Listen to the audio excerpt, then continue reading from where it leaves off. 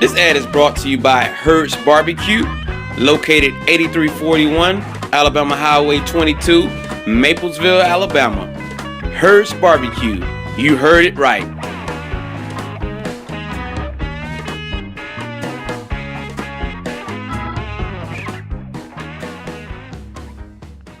Welcome back to Hall-TecH Sports.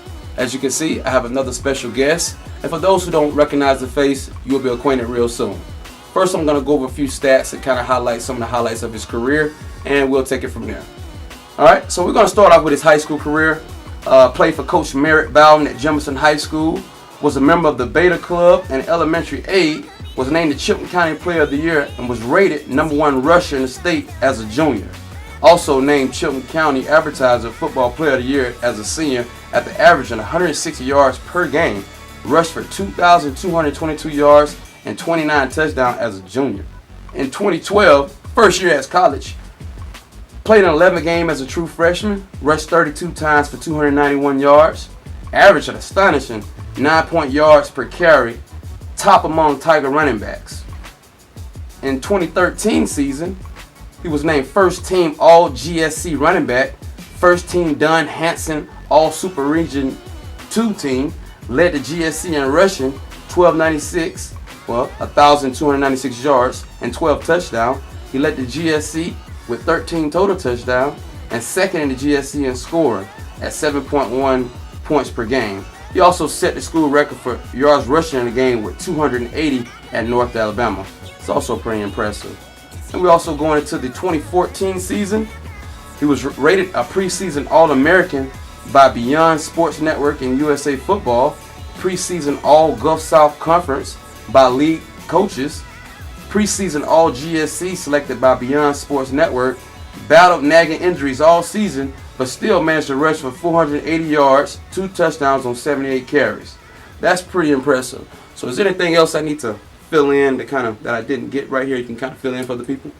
Okay, as far as my freshman year, I was a special team guy, and most of what I converted towards the team was punt return and kickoff return. We had some pretty good running backs. And then as far as my sophomore year, that was more of my outbreak season because we had some guys get in trouble because of grades. And then I was like the only running back left until they recruited some guys in.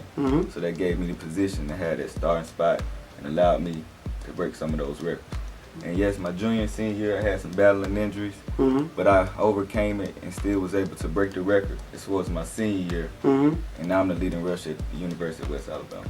Man, that's pretty remarkable accomplishment. And that goes to show a lot of people, a lot of players who get hurt and thinking pretty much it's over and done. You got to stay resilient. You got to stay humble and just know that, hey, it's a minor setback for a major comeback. So just always, as Mr. Swindle said here, he was down and out, but he came back stronger than ever and also still set the bar high by breaking a few records. So I appreciate you sharing that with us. Well, so for the people who don't recognize your face or know who you are, how about you just tell the people who you are? Well, first off, my name is Javae Swindle. I've been playing football since I was 5. Played at Jefferson Little League Park. I've been playing at Jefferson ever since. I started playing, and then from Park League, I gradually went up to middle school and high school, all at Jefferson. But when I got to West Alabama, it was a lot different from high school. I have to say, I liked high school more. You know what I'm saying? It's more of a home field thing. But when I got to West Alabama, I had a lot of fun. I got to play against college athletes, of course. I mean, had some guys that came from SEC conferences and came down and played D2 football. So I have to say it was a good experience.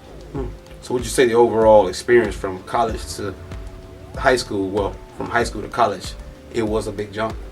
Yeah, it was a big jump. I mean, the speed of the game changed, and I mean, of course, you're gonna have bigger athletes, and then it's just you have to study the game more so as far as college than high school. Okay, all right, that's interesting to know. So before we get into the deeper dive into the sports conversation, you know we're a tech company first, so I gotta ask, what kind of phone you got? An LG Escape 3. I always had an Android from the start, so I ain't never switched from it. So Android your whole life? Android, no iPhone. Sure? You don't? No, I can't even get him to get an iPhone. That's terrible, man. Apple, y'all got to step it up. You can't get him to get one. Y'all got to step it up. But what was your first phone?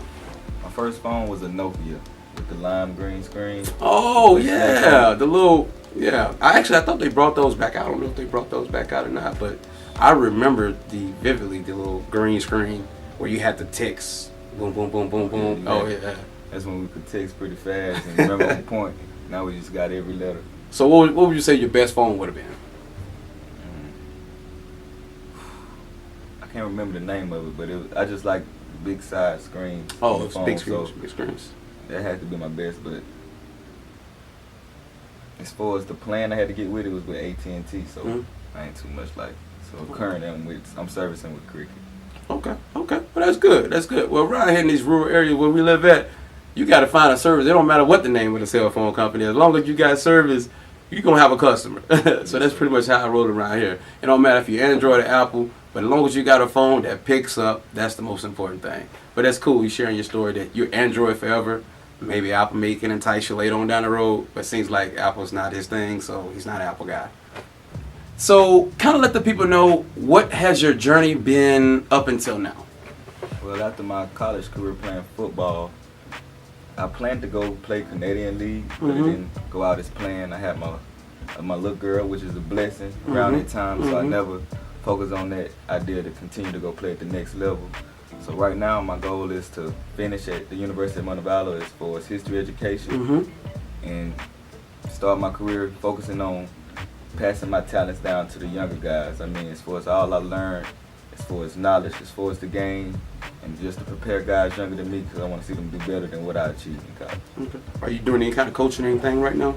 Right now, I'm coaching at Clinton High School. I coach the receivers and kickoff return and punt return.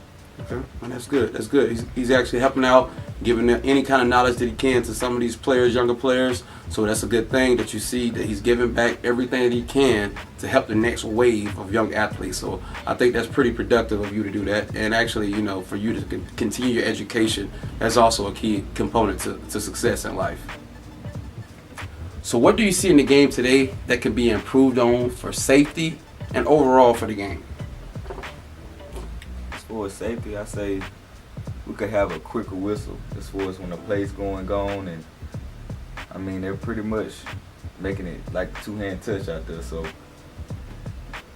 I could say better equipment as far as technology, if we could come up with something that could better shape the helmet or the pads, that could be a good safety issue as far as the game of football. Okay. So as we see the game is getting much faster, that's something that when I played, of course when you play, you can tell that the game is steady getting faster and faster. What do you think that comes from? Is it just the overall talent level, or is just the game has sped up? I have to say it's more hurry up. I mean, offenses they're not getting huddles no more, you know, and they want guys that's more fast and open space, you know, and defense starting to get faster because I mean the quarterback's been able to run now. Usually you just had a pocket pass, so I guess that's what it's overall evolving the game to be a full speed game. Right.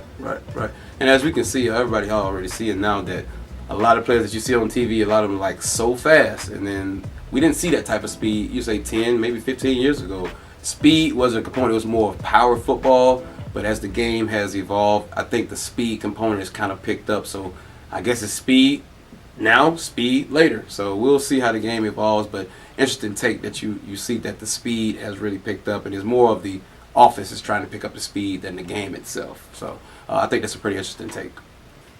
So for my knowledge, and as well other players and people viewing the show, what kind of players and what kind of level of experience have you experienced or partaked in? Well, I got a couple of guys in the NFL that I played with. First, I'll start off with Malcolm Butler. Everybody knows him. He came my freshman and sophomore year. I got to play with him. He was an outstanding corner. He started all 2 years, and I actually got a funny story about him, man. I mean, my freshman year, I had got a chance, and he thought I was gonna run out of bounds, and I actually got a good lick on him. But he said, "Okay, freshman, if you want to come at me like that, I got you next play." So I tried it again. Actually, he did me dirty. But the next guy I talk about is Tyreek Hill. I mean, he plays for the Kansas City Chiefs, and I thought I was fast until I met this guy. I mean, he ran track for the Olympics, and everybody sees what he's doing in the league. So He's a pretty nice fella. He was actually my roommate on the away game, so Interesting. we got to know each other pretty well. And then Seth Roberts, he plays for the Oakland Raiders. He's number 10. He plays slot receiver, and he came from Florida State to West Alabama. Cool. And he's a pretty good, nice guy. I learned how to run my routes from him, just watching him. Him and Malcolm Butler used to compete every day. Wow. I also played with him my freshman and sophomore year. And then Deion Lacey, I was a freshman. I only got to play with him once. He played linebacker for us. I remember him coming in on the blitz my freshman year. That made me want to get in the weight room more. And Oathta Foster, he plays for the I think the Baltimore Ravens. And he plays safety for him. And he's like 6'1", 210 pounds, running a 4.3 at safety. So that put a lot of knowledge on the game as far as me doing one-on-ones with them type of guys. So, and as you can see, players that's went to the next level. He's experienced it. He's played at a high level. A lot of you young players coming up, you always know that there's somebody out there who's working harder than you and trying to be better than you. So if you have that same attitude, you will probably be on another level or working your way toward the next level. Great stories again, and these are real stories, real people. And maybe, his career is not over. Maybe Mr. Swindle may get to that next level. It's never over until it's over. So as long as you're still moving, you're still able. So with that being said, and I appreciate you for sharing that. And that's a lot for these younger players to look up to and give them a little bit of motivation. Thank you. So what message do you have for a lot of young and up-and-coming players that maybe can give them, I wouldn't necessarily say an advantage, but give them some helpful tips to overcome based off what you've experienced in your career? I have to say one of the main key components would be just staying focused. Staying very in tune and focused on the plan at hand. Don't get so sidetracked on just yourself. I mean, it's bigger than you. Y'all got a brand. Y'all playing for it. So it's not just about you, build on what you're building as far as a brotherhood on the team. Keep the focus as far as distractions, outside the field. I mean, you can easily be wanting to party, procrastinate on schoolwork. So just overall, keep the focus, man. Don't let nothing sidetrack you or get you from chasing your dream. That's a good message. And for the most part, if you put all those things into perspective, who are you playing for? Every time you line up, every time you have a game, the game is bigger than you. Always know that. Every person I've ever sat down with or talked to about football, they always say the same thing. It's not about me. Even some of the greatest players in the game will always tell you they're nothing without their teammates giving it all every game. Actually, you're really supposed to give it every snap. Some of the greatest players that I know will tell you they've taken plays off. And they also will tell you they wish they would have never done that, because at the end game, taking plays off or not giving you all only hurts the team, hurts the brand at the end. So be focused, stay focused, eliminate distractions. Just like Mr. Swindle said here, you want to eliminate as much distraction as possible to achieve the ultimate goal, and that's success and winning. With that being said, I appreciate that. Thank you for your time, Mr. Swindle. Yes, sir. And also better for your career, whatever you want to do, man. You just stay striving. You have a good message. You have a good upbringing. So just stay on track, and the sky's the limit for you, man. Appreciate it. All right, thank you.